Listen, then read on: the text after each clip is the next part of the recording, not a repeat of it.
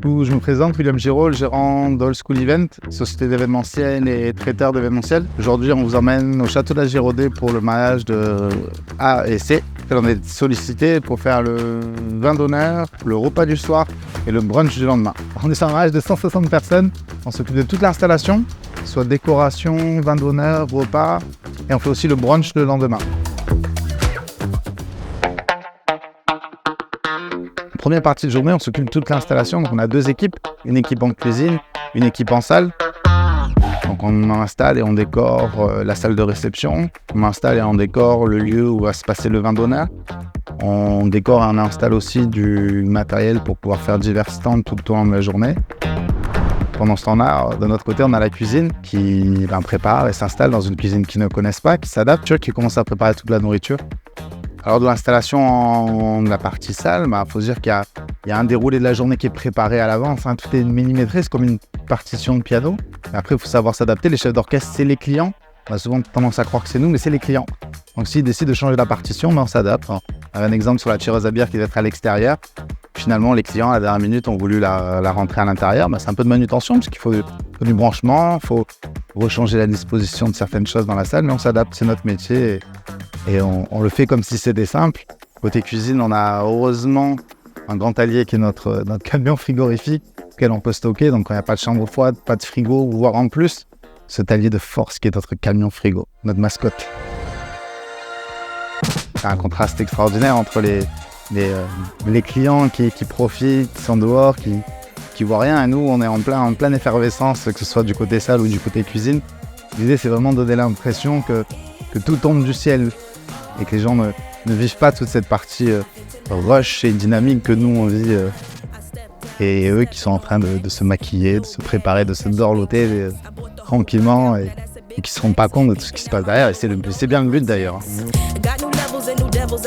Du coup, il y a la deuxième partie de 16h à 18h où la cérémonie laïque se lance. Nous, on part dans le vif du sujet, on commence à préparer de manière plus précise le vin d'honneur.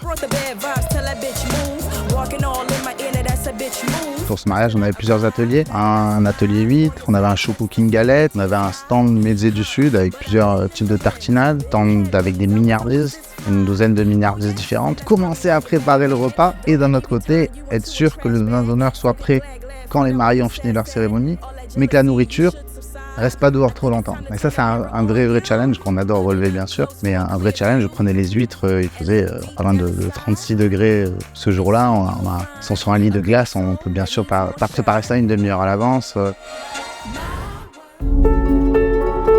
Et de l'autre côté, on a nos mariés qui sont en train de faire la cérémonie. Tout le monde pleure, tout le monde est plein de joie, tout le monde se rappelle des moments d'enfance, des anecdotes. Donc c'est assez rigolo. On est obligé d'y jeter un œil, parce qu'on a besoin de savoir quand ça va se terminer.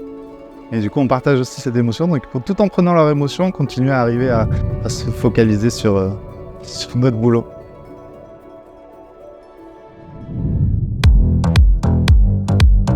Et du coup, après ça, on arrive dans le vif du sujet. Premier service de la journée, premier rush de la journée au sens propre du terme. Le début du vin d'honneur. Ça fait là, tout le monde est en place, tout le monde est à son poste. On a des personnes qui sont là pour approvisionner les buffets et les différents stands. On a une personne qui est au bar, qui s'occupe du bar et du service des gens, qui ont souvent très soif quand ils ont passé 2 heures assis.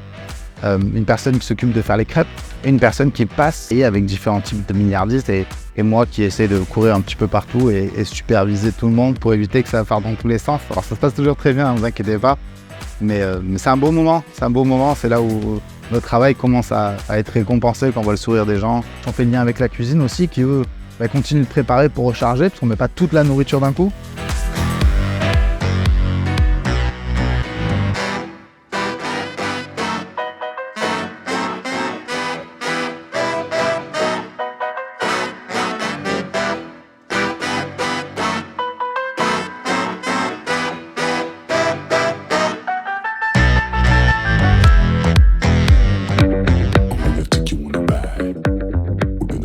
Donc on arrive sur la deuxième partie du vin d'honneur où le repas s'approche, donc il faut commencer à s'occuper des derniers préparatifs. On sépare nos équipes en deux, une partie qui va finir d'installer la salle penser à l'eau, au vin, au pain, au sel, au poivre. Dans la cuisine qui commence souvent à travailler sur les entrées. Si on a des demandes particulières, notamment sur ce mariage-là, on avait un bar à gin à mettre en place. Et on a une partie qui continue à s'occuper du vin d'honneur. Ils commencent à débarrasser, à essayer de prendre de l'avance pour après. Et pendant cela, chez les invités, c'est souvent la fin du vin d'honneur. On trouve le lancer de bouquet avant d'entrer dans la salle. On fait une autre vague d'émotions. Hein.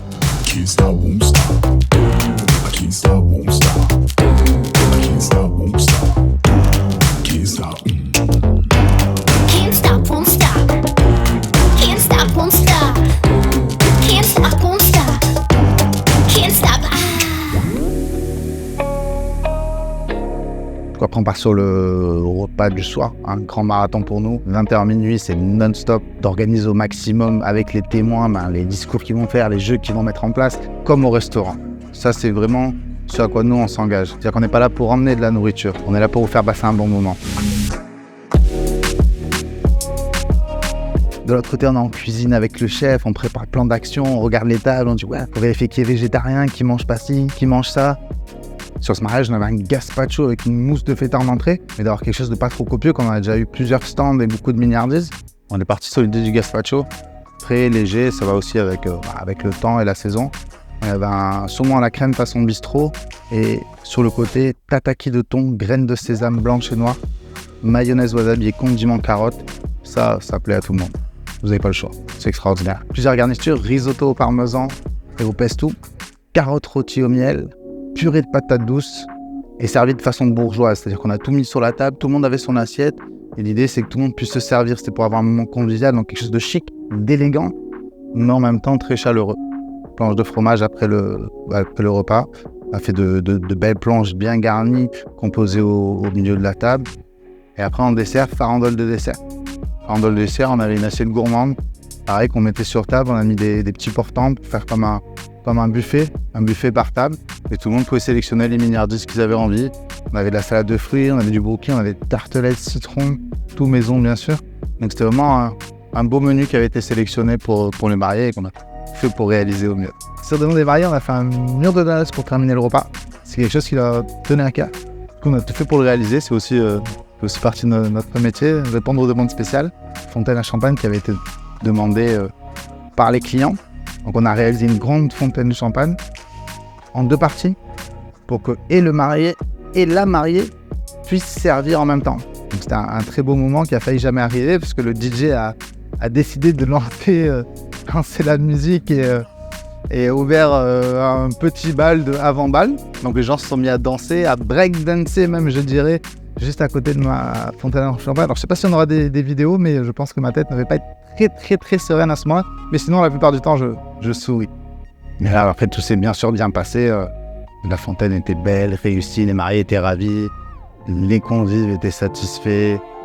Ils ont pu servir le champagne à tout le monde et ça a clôturé la soirée, du moins pour notre partie, d'une très belle manière.